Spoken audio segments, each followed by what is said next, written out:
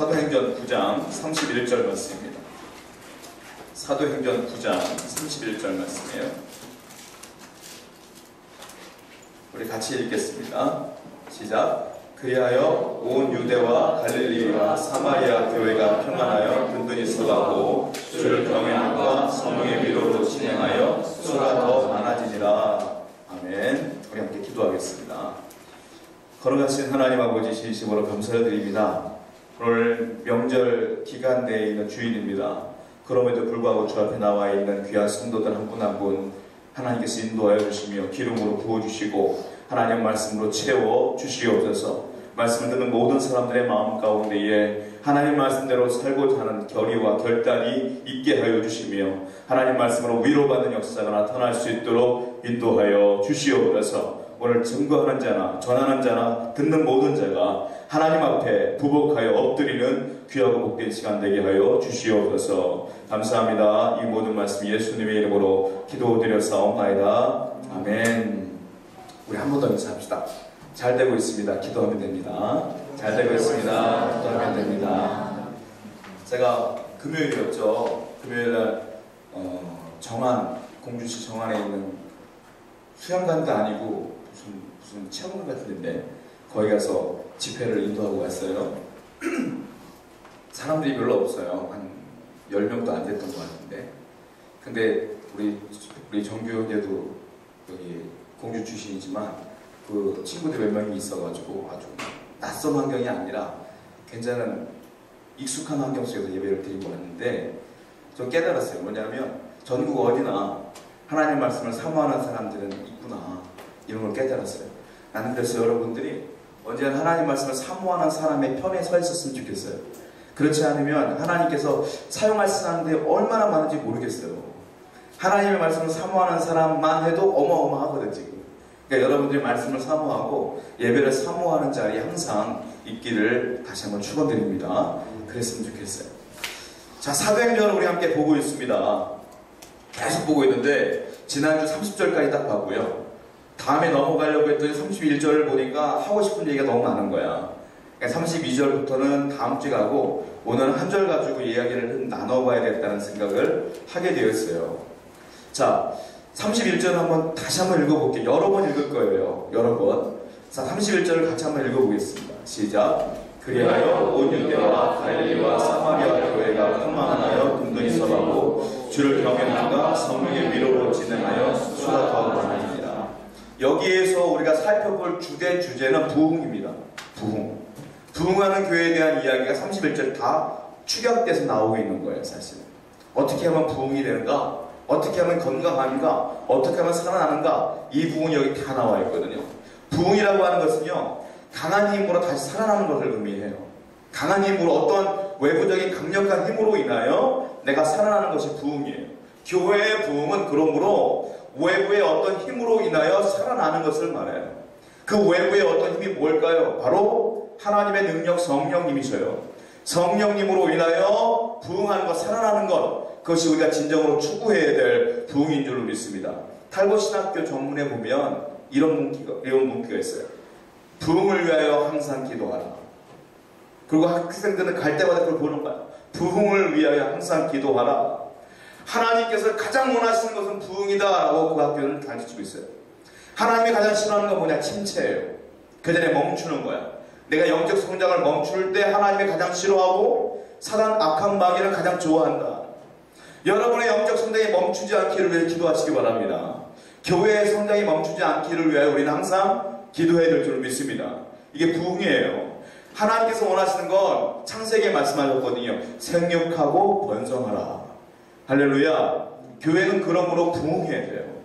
부흥하려면 교회에 있는 많은 사람들이 무언가를 해야 된다는 거야. 그 무엇인가를 해야 되는 것들이 여기 있는데 오늘 본문 보니까 두 가지 강력한 동사가 나오는데요. 그게 든든히 서가고 이거하고 수가 더 많아지니라 이 말씀인데 두 가지 다 공통점이 있는데요. 둘 다 수동태예요. 든든히 서가는 것도 내 힘으로 되는 게 아니고 그리고 수가 더 많아지는 것도 내 힘으로 되는 게 아니다라는 게 무슨 말이냐? 이것이 부흥인데 든든히 서가는 것도 부흥이요 수가 더 많아지는 것도 부흥인데 이 부흥은 수동태다. 누가 하는 거냐? 내가 하는 게 아니다. 누가 하는 거냐? 하나님이 하셔야 되는 거다 이거예요. 사람의 부흥, 사람의 인생, 하나님의 교회 다 모든 것들은 수동태예요. 내가 할 수 있는 게 아무것도 없다. 내 인생 내가 사는 것 같지만 결코 내가 사는 게 아니다. 하나님이 인도하셔야지 바른 길 가는 겁니다. 그러므로 우리는 해야 될 게 뭐냐? 내 인생 내려놓고 하나님께 기도할 뿐이에요. 그러면 하나님께서 인도하실 줄로 믿습니다. 이런 믿음으로 부흥을 추구해야 된다는 거지, 내가 뭘 하고 내가 계획하고 추구해야 될 때 이것이 부흥된다? 아니에요. 부흥은 하나님이 하시는 거예요. 진짜 부흥한 교회 목사님들 인터뷰를 한번 한 적이 있어요. 제가 신학교 시절 때 부흥하는 교회 조사하러 가지고 인터뷰를 했는데, 목사님들하고 대화할 때 공통점이 있어요. 뭔지 아세요? 나는 그 교회의 시스템을 다 알고 갔거든. 교회가 어떻게 컸는지 다 알고 갔거든요. 인터뷰를 딱 하면 직접 느껴서 갔는데 하시는 말씀은 공통적으로 다 이거야. 저도 몰라요. 어떻게 부흥했어요? 저도 모르겠어요. 그냥 기도하면서 하다 보니까 됐어요. 배우는 학생제에서 허무하게 조사하러 갔는데, 근데 나중에 목회하다 깨달은 게 있는데 그게 정답이에요. 하나님이 하시는 거지 사람이 하는 게 아니에요. 아무리 내가 머리 굴리고 책을 읽고 내가 계획한다 할지라도 되는 게 아니에요. 인생도 마찬가지. 여러분의 성공적인 인생, 하나님이 원하시는 인생으로 가려면 내가 계획대로 되는 게 하나도 없는 거예요. 하나님이 도와주셔야지만 가능한 줄 믿습니다. 그런 믿음을 가지고 우리가 살아가야 되지 않을까 싶어요. 자, 그러면 어떻게 부흥하는 교회가 될까요? 자, 1절 말씀 보면 중요한 단어가 있습니다. 자, 어떤 단어일까요? 1절 말씀 보면 이런 말 있어요. 그리하여 온 유대와 갈릴리와 사마리아 교회가 평안하여. 교회가 평안하여. 할렐루야. 교회가 평안해야 부흥해요. 교회가 다툼이 있고 싸움이 있으면 절대 부흥할 수가 없어요. 나는 이 대한민국의 수많은 교회들이 분란이 일어나고 여러 가지 어려움이 있을 때마다 마음이 너무 속상할 때가 많아요. 야, 하나님은 이 땅에 하나님 나라를 건설하는 것이 당신의 뜻인데 교회가 그 일을 감당해야 되는데 어찌하여 교회마다 싸우고 다투고 네 밥그릇이 크냐 내 밥그릇이 크냐 이렇게 하면 안 됐을까? 이런 고민이 너무 많아요. 사랑하는 가족 여러분, 우리 교회는 비록 작은 공동체이지만 이 교회는 평안하여 하나님의 뜻을 이루는 교회가 되어야 될 줄로 믿습니다. 다툼이 없어야 되고요, 평안해야 된다는 거예요. 교회는 주님의 몸이에요. 믿습니까? 교회는 축복받는 곳이에요. 믿습니까? 교회는 은혜 받는 곳이에요. 믿습니까? 교회는 주님께 기도하는 곳이에요. 믿습니까? 교회는 성령이 역사하는 곳이에요. 교회는 즐거움이 있는 곳이에요. 할렐루야. 그러므로 이 모든 것이 이루어지기 위해서는 교회가 평안해야 된다. 평안해야 부흥한다. 자, 오늘 본문을 보면 평안한 교회가 된다는 이유가 있었어요. 어떤 이유냐? 우리가 지난주에 30절까지 봤잖아요. 30절의 내용이 뭡니까? 사도 바울이 다메섹 도상에서 예수님을 만나고 그리고 아라비아로 가서 또 다메섹으로 가서 3년 동안 훈련을 받은 뒤에 그를 죽이려고 하는 사람들을 피하여 어디로 갔어요? 3년 만에 예루살렘으로 돌아왔지 않습니까? 예루살렘으로 돌아왔는데 그의 행적을 아는 모든 사람들이 그를 거부합니다. 왜? 너가 얼마 전까지만 해도 믿는 우리를 죽이려고 하지 않았느냐? 그러므로 우리는 교인으로 받아들일 수가 없다 라고 말했을 때에 누가 등장을 하느냐? 바나바가 등장을 하죠. 바나바가 등장을 하여 사도 바울과 함께 대화를 해요. 근데 사울이 변했거든요. 바나바가 느꼈을 때 변했어요. 그럼 바나바가 그냥 말만 했을 것 같지가 않아요. 우리가 아는 바나바는 믿음의 사람이라 분명히 사도 바울과 함께 기도했을 거란 말이에요. 기도했어요. 기도했더니 마음이 통하는 거라. 예전에 우리 유종찬 선교사님이 잠깐 오셨잖아요. 오늘은 이제 다른 스케줄 때문에 가신 것 같은데, 유종찬 선교사님이 제가 이제 충무교회 부목으로 있을 때, 청년부 담당 목사로 있을 때에 이제 같이 동역하는 전도사님이 오셨단 말이에요. 전도사님으로. 근데 제가 면접을 보게 됐어. 나랑 같이 일하는 사람이니까. 면접을 보는데 어떻게 면접을 보통 교회 면접을 보면 직장처럼 이력서를 내요. 내 이름과 내 학교와 내가 또 지난달 흥행을 이력서를 내거든요. 이력서를 가져왔더라고. 난 이력서가 필요 없는 사람이야. 왜냐? 이력서 가지고 내가 이럴 사람은 아니잖아. 이름은 모르기 때문에 이름만 봤어. 유종찬. 이름만 딱 봤어. 학교도 보니까 우리 학교가 안 나왔어. 내가 나온 학교도 안 나왔어. 근데 그런 거 신경 쓰지 않고 나는 이력서 보고 덮었어요. 처음 만났어. 본지 1, 2분 됐나? 어떻게 했냐면 기타가 내 옆에 있길래 그때 전도사님이셨거든요. 전도사님 기타를 받으시죠. 당황하시더라고요. 기도 받으셨어. 나와 함께 저 청년무실 내려가서 예배합시다. 그래서 둘이 내려갔어. 둘이 내려가서 뭐 했냐면 기타 치세요. 나는 기타 치는 사람이 필요하니까, 예배인 노래가 필요하니까 기타 치세요. 기타 치시더라고요. 둘이 찬양했어. 처음 봤는데, 만난 지 5분도 안 됐는데 둘이 찬양했어. 찬양하다가 주의 임재로 들어가다가 기도하다가 너무 마음이 통하는 거야. 전도사님 저랑 같이 일하시죠. 그거 뽑았어 우리. 무슨 말인지 알아요? 그렇게 뽑았어 나. 그래갖고 유동철 선생님과 같이 일한 거야. 몇 년 동안. 그리고 이제 선교사님 파송되셨고 또 지금 난 나랑 교제하고 있는 거에 계속. 저도 그렇게 했거든요. 하물며 바나바는 어땠겠어요? 바울을 만날 때 대화하고 끝냈겠어요? 기도했을 거라고요.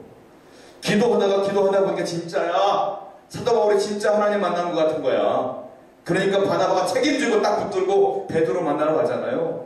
이 사람 진짜 변한 게 맞습니다. 그때 베드로가 바나바를 인정하며 사도 바울을 딱 끌어안게 되죠. 그런데 사도 바울이 진짜 바울된 삶을 살기 시작하는 거잖아요. 이 사건이 있었어, 이 사건이. 그러면서 교회가 평안했다 이 말이에요. 무슨 말이냐? 사도 바울에 대한 오해가 완전히 풀린 거다. 교회는요, 오해가 있으면 큰일 납니다, 여러분. 특히 목회자와 성도 간의 오해가 있으면 평안할 수가 없어요.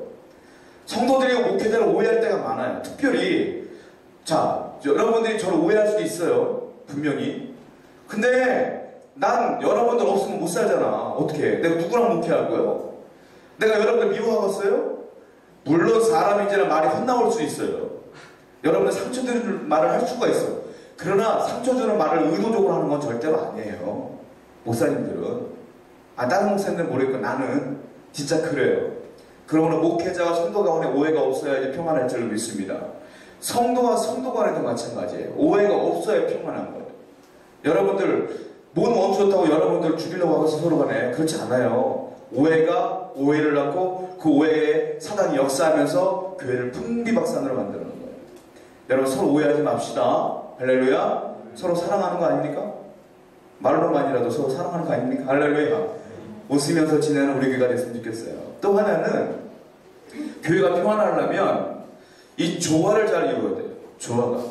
우리는 교회는 연령층 비슷합니다. 싱글들이 많지. 그런데 큰 교회 같은 경우는 노인부터 시작하여 어린아이까지 다양해요. 학력도 차이가 나고요. 사는 것도 차이가 나고요. 사는 지역도 차이가 많이 나요. 그러다 보니까 자기도 모르는 사이에 주눅들기도 하고 무시하기도 해요. 특별히 교회를 오래 나온 사람이 있는가 하면 이제 나온 지 얼마 안 된 사람들이 있어요. 오래된 교회일수록 문제가 뭐냐면 텃세가 심해서 구역으로 들어갈 때 우리는 우리 교육 조사원이 다시 필요 없어요 라는 것을 암묵적으로 얘기해, 눈빛으로. 그러니까 새로운 사람들이 거기 적응을 못할 때가 너무도 많아요. 여러분, 그런 교회는 평안할 수가 없어요. 우리 교회는 이 조화를 잘 이루어야 될 줄로 믿습니다. 정말로 새로 나온 사람, 얼마 안 된 사람, 오래 나온 사람 상관없이 하나님의 사람 아니에요 다? 믿기로 결정한 사람들 아니에요? 그러면 형제자매예요. 할렐루야.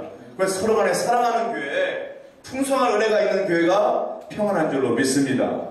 이건 우리가 생각하는 평안이고 진짜 평안이 필요한데 그 평안은 사람으로부터 나오는 게 아니다. 왜? 요한복음 14장 27절을 한번 보십시다. 요한복음 14장 27절 한번 보세요.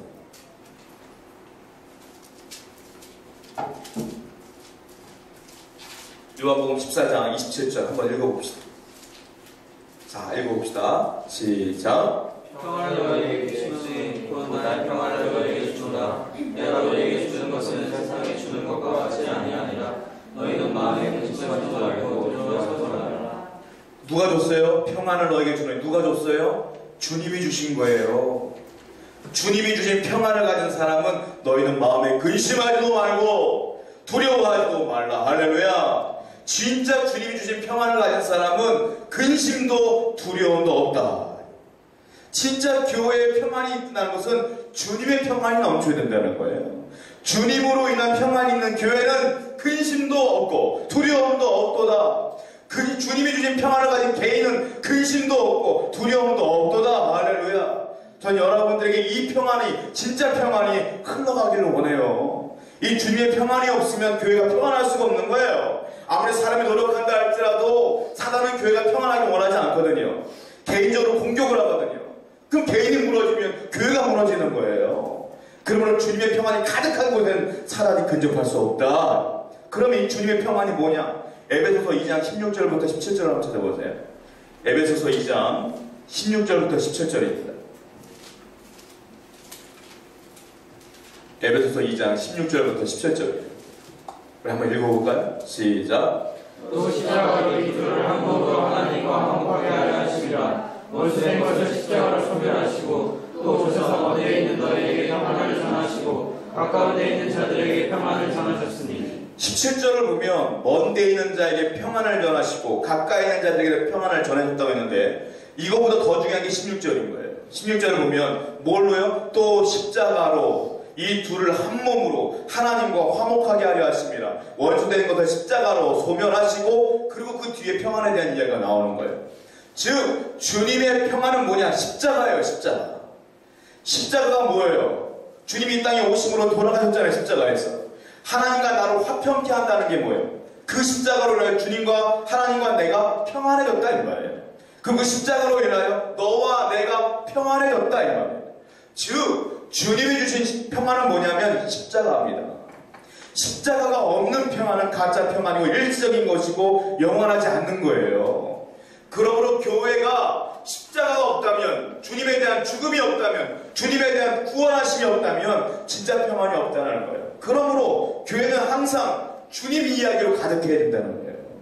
주님이 원하시는 거로 가득해야 된다는 거예요. 우리 셀 모임 합니다. 셀 모임 할 때마다 먹고 마시고 네가 뭐 어떻게 살았느냐, 요즘 뭐하고 사냐, 기도 제목이 뭐냐, 이것으로 끝나면 안 된다 이거예요. 그 모임에 십자가가 없다면, 주님의 은혜가 없다면, 기름 부으심이 없다면, 보혈이 없다면 침묵이죠. 그냥 세상 침묵과 똑같은 거죠. 그러면 교회 모임과 세상 모임과 다른 이유는 십자가가 있어야 된다. 주님의 사랑과 주님의 은혜가 있어야 될 줄 믿습니다. 그러므로 교회가 진짜 평안하려면 성령 충만해야 되며 은혜가 충만해야 되며 십자가 보혈이 뚝뚝 떨어져야 되는 거예요. 그래야지 진짜 평안이 흘러갈 줄로 믿습니다. 이 평안을 위하여 저와 여러분들이 항상 노력해야 되는 거예요. 교회가 은혜롭게 하기 위해. 할렐루야. 이 평안함이 교회뿐만이 아니라 여러분의 개인에게도 계속 흘러가길 원합니다. 개인적으로 개인 묵상을 하지 아니하고 개인 예배를 드리지 아니하면 이 평안함이 갈 수가 없는 거예요. 항상 근심과 염려 투성일 뿐이에요. 분명히 말씀하셨어요. 이 십자가가 있으면 평안을 받으면 근심하지 말라. 두려워하지 말지어다. 할렐루야. 이 은혜가 여러분 가운데 흘러가기를 바랍니다. 두 번째 본문 말씀 보면 31절을 보면 또 교회가 부흥한 이유가 있습니다. 자, 교회 본문 말씀 보면 그리하여 온 유대와 갈릴리와 사마리아 교회가 평안하여 그 다음에 뭐예요? 든든히 서가고, 든든히 서갔다 교회가 이 말이에요. 자, 든든히 서간다는 이 말은요 건축 용어입니다. 건축 용어. 건축에서 보면 건물을 쌓을 때 철골 구조를 만들고 뭐 그 다음에 벽돌을 쌓고 그 다음에 뭐 시멘트를 바르고 그런 거 아니겠어요? 가장 중요한 게 기초공사 아니겠어요? 성경에서 지금 말하고 싶은 말씀은 그건 거예요. 든든히 서간다는 건 무슨 말이냐면 기초공사가 잘 돼 있는 교회는 부흥한다. 기초공사가 잘 돼 있는 개인은 부흥한다. 성장한다 이 말. 그러면 이 기초공사가 무엇을 말하는 것이냐? 하나님의 말씀을 말하는 거예요. 하나님의 말씀이 없는 교회와 하나님의 말씀이 약한 개인은 성장할 수가 없다. 그러므로 개인 영성에는 가장 중요하게 여기는 게 뭐냐? 하나님 말씀을 읽으십시오. 묵상하십시오. 목사님들이 괜히 하는 말이 아니에요. 목사님들 사역 가운데 가장 중요한 사역 중에 하나가 말씀 사역입니다. 전해야 되고 가르쳐야 되는 거예요. 이것이 없으면 큰일 나요. 자, 예수님께서 직접 말씀하셨어요. 마태복음 16장 15절 한번 보세요. 마태복음 16장 15절. 마태복음 16장 15절. 우리 한번 같이 읽어볼까요? 시작. 예수의 너희는 나를 보라 하느냐. 그리고 18절도 한번 읽어보세요. 18절. 베드로의 대답입니다. 18절 시작. 또 내가 내게 이르노니 너는 베드로라. 내가 이 산 위에 내 교회를 세우리니 모든 권세가 이기지 못하리라. 예수님께서 물어요. 야, 너희는 나를 누구라 하느냐? 그때 베드로가 손 번쩍 들고 얘기합니다. 주는 그리스도시요 살아계신 하나님의 아들이십니다. 그때 주님께서 말씀하시죠. 너는 베드로라. 내가 이 반석 위에 내 교회를 세우리라. 너는 베드로라. 네 위에 세운다 이 말이 뭐냐면 야, 너 깔고 네 위에 교회 세우기 이게 말 아니에요. 너의 신앙 고백이 놀랍구나. 그 신앙 고백 위에 내가 든든하게 교회를 세우리라 그런 거예요. 여러분, 신앙 고백 위에 교회가 세워지는 거예요. 근데 그 신앙 고백이 어디서부터 올라오는 건지 아십니까? 신앙 고백은 갑자기 내가 생나서 하는 게 아니에요. 하나님이 깨달음을 주신 거잖아요. 뭘 알고 깨달아야지. 그게 뭐냐? 말씀을 읽은 자, 말씀을 들은 자에게서 그것이 믿음으로 승화되어 입으로 나오는 게 신앙 고백인 거예요. 그러므로 말씀을 읽지 않으면 신앙 고백이 나올 수가 없는 겁니다, 여러분. 말씀을 모르면. 그러므로 주님께서 말씀하신 교회를 세우리라, 이 말은 말씀 위에, 신앙 고백 위에 내가 교회를 세우리라 하는 거예요. 여러분들의 믿음 위에 세우는 겁니다. 할렐루야. 그러므로 내가 말씀을 듣지 아니하고 말씀을 사랑하지 아니하는 사람에게는 하나님의 교회가 그 사람으로 인하여 부흥할 수가 없다. 말씀을 사모하지 않는 교회는 하나님의 부흥할 수가 없다. 성령이 역사할 수가 없다. 말씀을 사모하시기 바랍니다. 매일같이 큐티하십시오. 성경을 매일같이 읽으십시오. 못했다면 이번에 명절이라 못했어요. 이해합니다. 이번 오늘부터 시작하십시오. 할렐루야. 다시 시작하면 돼요. 다시 읽으면 돼요. 다시 예배를 사모하며 말씀을 사모하면 될 줄로 믿습니다. 그러면 그 위에 하나님 놀라운 일이 벌어진다 이거예요. 둘째. 이런 말이 있습니다. 100번 기도 1000번 말씀. 무슨 말인지 아세요? 100번을 기도하려면 1000번의 말씀을 읽어야 된다는 말이 있어요. 근데 요즘 많은 젊은 사람은 착각을 하고 잘못 알고 있어요. 찬양을 많이 해요. 1시간, 어느 집회 가면 2시간. 그리고 설교를 하는데 충격적이에요. 안 해, 설교. 그리고 또 찬양 1시간. 그리고 집회 끝.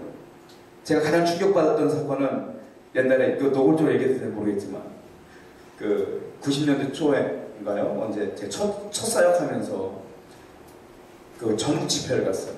오늘의 교회에서 하는 경배와 찬양 학교? 거기 갔어요. 학생들과. 찬양이 너무 은혜롭고, 거기 막 기적들이 나타나고 이적들이 막 나타나는 거예요. 내가 수년 동안 기도했던 녀석이 꿈쩍다는 녀석이 있었어요. 근데 그 녀석이 그 한 번의 집회로 마음이 변화되고 헌신을 하고 목사가 되겠다고 하더라고. 나는 내 능력 없음을 처절히 깨달았던 집회였기에 막 너무너무 놀랍게 역사가 일어나는데, 너무 충격적이었던 사실은 뭐냐면, 그렇게 기적이 나타나고 찬양을 하고 기도를 많이 하는데 설교 시간이 되는데 성경을 펴지도 않아. 펴지도 않고 성경 말씀을 해지도 않아. 그냥 뭐 이런저런 얘기 저런 얘기 하다가 20분도 안 돼서 끝냈어. 그냥 성경 말씀 하지도 않아. 내가 누군지 말만 하면 다 아는 분이요. 그분이 경배학교 아시죠? 누가 하시는지. 그럼 또 찬양해. 너무 충격받아. 이거 건강한 것 같지 않다. 아니나 달라요. 여러가지 치우침이 일어나잖아요. 나만은. 사랑하는 성도 여러분, 100번 기도하려면 1000번 말씀 읽어라. 이게 정답이에요. 말씀을 많이 읽어야 그 말씀 속에서 나오는 기도가 진짜 기도가 될 줄로 믿습니다. 말씀 없이 기도하면 내 생각을 읊조리는 거예요. 그냥 내 감정이 치우치는 기도가 될 수밖에 없는 거예요. 내가 기도하지 말라는 거 아니에요. 우리 교회는 1시간이나 기도해야 되는 거예요. 그러나 말씀 또한 같이 가자. 오히려 더 많이 가자. 할렐루야. 그래야지 기초가 든든해지는 거고 흔들림이 없는 거다. 제가 이렇게 말하고 싶어요. 여러분에게. 하나님의 말씀을 사모하는 모두에게 이런 일이 있었으면 좋겠습니다. 할렐루야. 자, 세 번째, 부흥의 역사가 나타납니다. 31절을 보면 이렇게 나와 있어요. 자, 교회가 평안하여 든든히 서가고 또 뭐라고 써있습니까? 주를 경외함과. 주를 경외함과. 초대교회는 주를 경외함이 있었다. 주를 경외함. 주를 경외하는 것은 주를 두려워한다는 거예요. 무서워한다는 거예요. 하나님을 두려워하고 무서워함이 있었어요. 그래서 하나님께 나올 때 정결하게 거룩한 마음으로 나갔어요. 그리고 그 예배를 하나님 받으셨어요. 즉 경외한다는 것은 예배한다는 말이에요. 예배가 하나님을 경외하는 마음으로 드려지는 그 교회는 반드시 하나님이 역사하실 줄로 믿습니다. 예배가 예배답지 아니하고 주를 경외하는 마음으로 예배하지 않은 사람에게는 하나님의 성령의 역사가 일어나지 않습니다. 하나님께 나갈 때 반드시 주를 경외함으로 두렵고 떨리는 마음으로 코람데오 심령으로 신전의식을 가지고 내가 지금 하나님 앞에 있습니다라는 마음을 가지고 주 앞에 나가지 아니하면 그 예배는 진실된 예배가 안 된다. 여러분 주 앞에 나올 때 예배할 때 어떤 마음으로였습니까? 야, 오늘은 주일이다. 주님 앞에 나가는구나.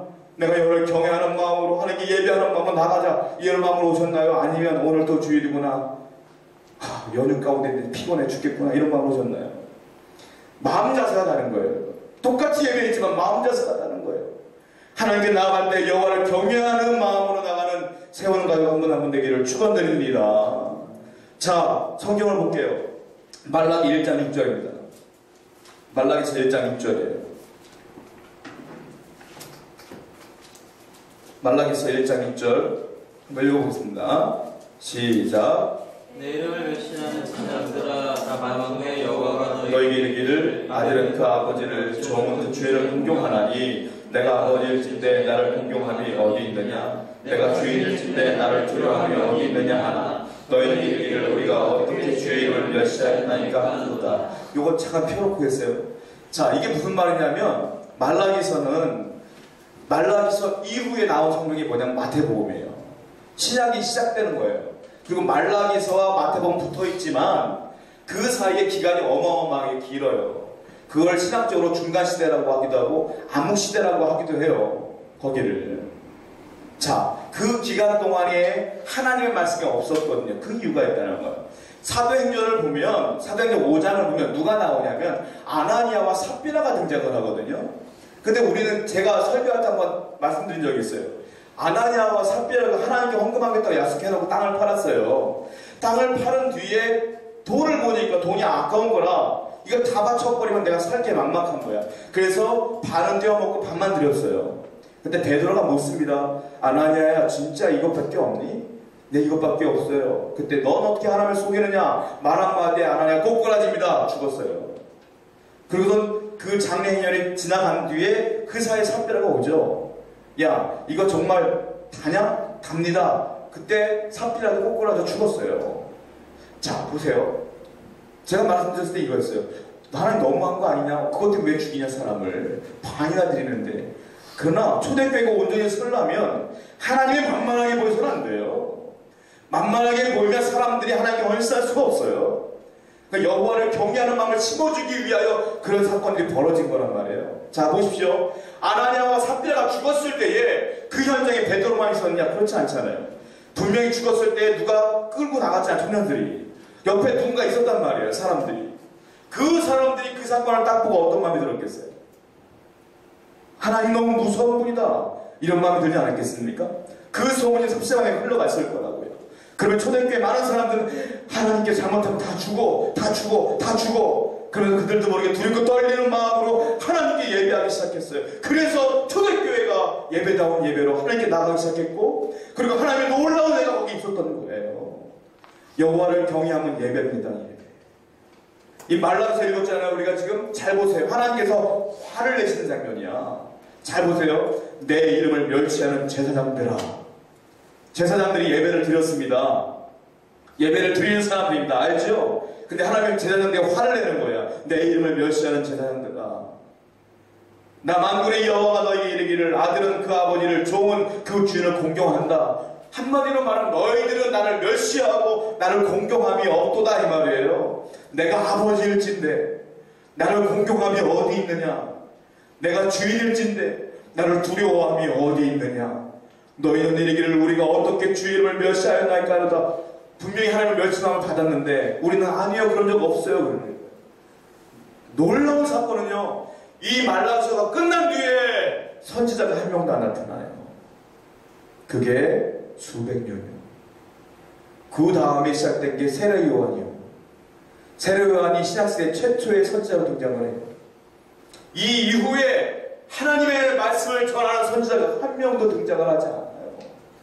말씀이 사라진 거예요. 하나님의 말씀을 듣고 대언해 줄 사람이 사라진 거예요.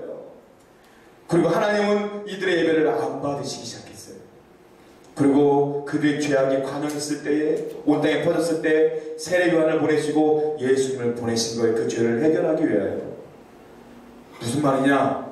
여호와를 경외함이 없는 자, 여호와를 경외하지 않는 교회, 하나님께 진정으로 예배하지 않는 교회는 그 예배를 하나님 받지 않는다. 그리고 거기에는 하나님 말씀이 없다. 그리고 거기에는 하나님 축복도 없다. 여러분, 이게 놀라운 사실이에요.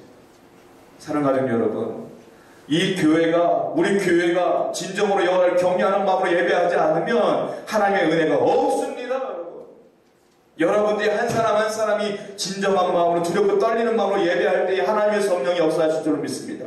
그래야 부흥이 될 줄로 믿습니다. 이건 개개인도 마찬가지인 거예요. 내가 코람되고 의식을 가지고 주 앞에 나가지 않으면, 하나님 앞에 나가지 않으면 하나님은 당신과 동행하지 않습니다. 말씀이 없습니다. 들리지 않습니다. 우리 결단했으면 좋겠어요. 하나님의 말씀을 경외하고 두렵고 떨리는 마음으로 살아가기를 축원드립니다. 현대교회의 가장 약점은 뭐냐? 여호와를 경외하지 않아요. 하나님을 경외하지 않아요. 주일날 교회 오는 게 취미생활이냐고 오는 경우가 많아요. 이게 큰 문제예요. 가장 큰 죄 중에 하나예요. 우리는 그 죄 가운데 빠지지 않고 그 죄를 넘어서는 여러분 되기를 축원드립니다. 자, 마지막으로 31절 보면 부흥의 요건이 하나 또 나옵니다. 자, 교회가 평안하여 든든히 서가고 주를 경외함과 뭐라고 썼습니까? 성령의 위로로 진행하여 수가 더 많아지니라. 수가 더 많아지는 게 부흥이잖아요. 그러니까 네 가지가 나오는 거야. 교회가 평안했고 든든히 서갔고 주를 경외했고 마지막으로 성령의 위로로 진행되었다.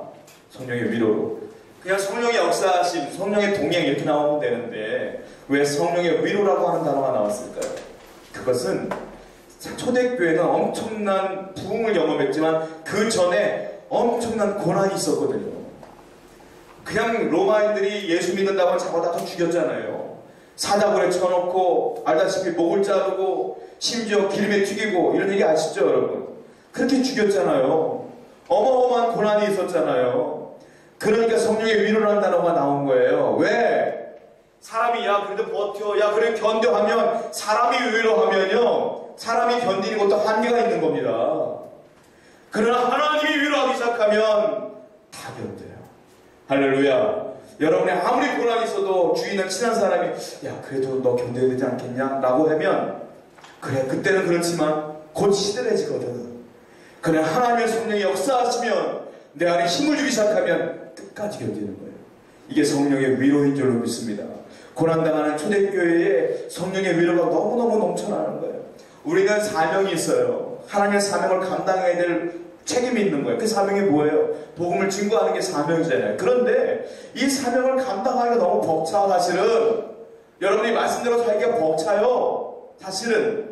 그래서 하나님께서 우리에게 주신 게 있잖아요. 네 힘으로 안 된다. 자, 스가랴서를 봤으면 좋겠어요. 그래서 스가랴 선지자가 고백하는 거예요. 이게 4장 6절입니다. 스가랴 구약 예언서예요. 좀 뒤에 있습니다. 짧고 스가랴 4장 6절이에요.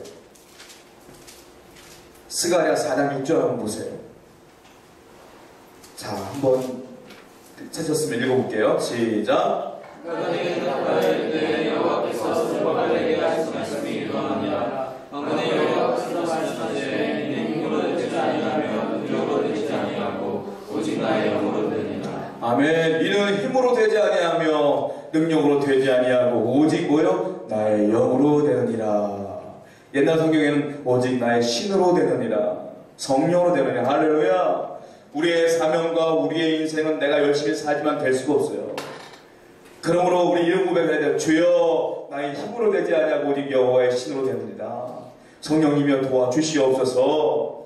내가 아무리 두렵고 힘든 이 상황을 견디려고 해도 내 힘으로 되지 않습니다. 하나님이 도우셔야 됩니다. 할렐루야. 이것이 성령의 위로다. 초대교회는 성령의 위로가 가득했기에 상황은 잘못하면 죽어요. 고난과 여러 가지 역경이 많아요. 그런데도 평안했어요. 이 시간한 거예요.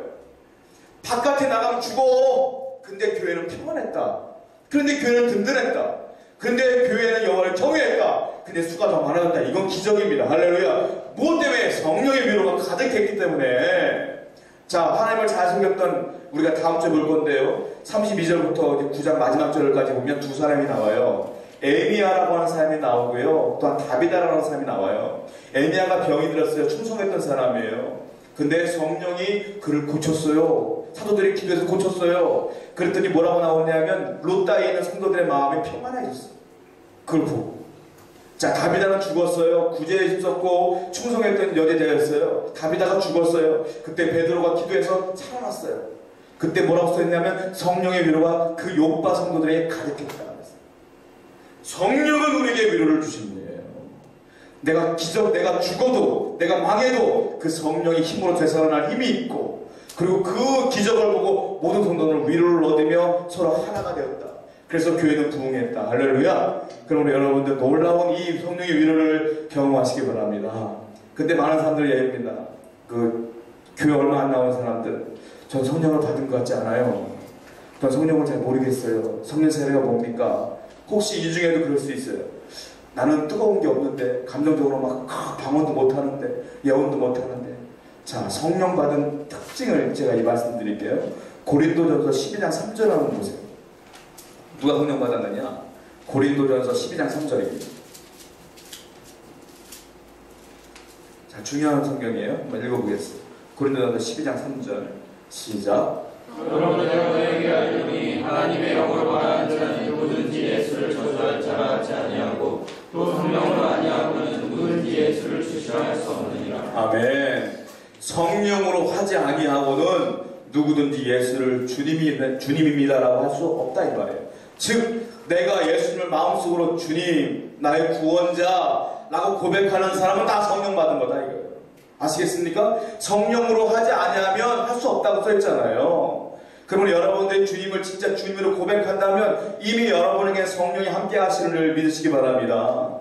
교회 다닌다고 다 그리스도인 아닙니다 여러분. 그 교회 다니는 사람들 가운데 교인도 있고요 그리스도인도 있어요. 근데 교인은 누구냐? 주님을 주님으로 진짜 고백 못하는 사람들이에요. 이 사람은 성령이 충만하지 않은 사람이에요. 그러나 교회 다니는데 내가 삶이 하나님 원하시는 삶이 아닐지라도 마음속은 주님이라고 고백한다는 사람은 성령이 계신다 이거예요. 그 사람들은 그리스도인인 줄 믿습니다. 여러분 예수님을 주로 영접하는 여러분들에게 축원드립니다. 우리 교회는 교인이 아니라 그리스도인들이 가득하기를 원해요. 말씀을 정리합니다. 교회가 부흥하려면 또한 개인이 부흥하려면 알다시피 본문 말씀처럼 어떤 일이 벌어져야 돼요? 평안해야 될 줄로 믿습니다. 주님의 평안으로 십자가 평안으로 가득하길 원합니다. 그리고 말씀으로 든든히 서가는 교회가 되기를 축원드립니다. 그 여호와를 경외하는 예배자가 되기를 축원드립니다. 성령의 위로로 인생을 살아가는 저와 여러분 이 교회가 되기를 다시 한번 축원드립니다. 기도하겠습니다.